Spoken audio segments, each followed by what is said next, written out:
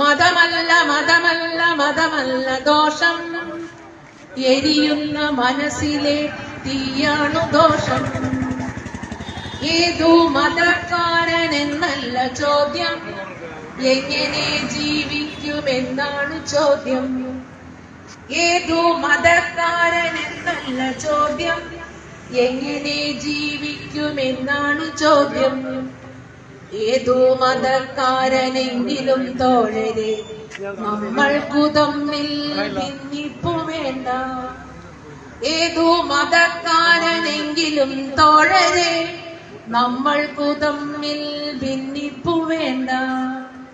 ചങ്ങനം തൊട്ടു ജപിക്കുന്ന ഹിന്ദുവും നിത്യം കുരിശു വരയ്ക്കുന്ന ക്രിസ്ത്യനും നിസ്കരിച്ചിടും മുസൽമാനുമൊക്കെയും ഒന്നാണു കൂട്ട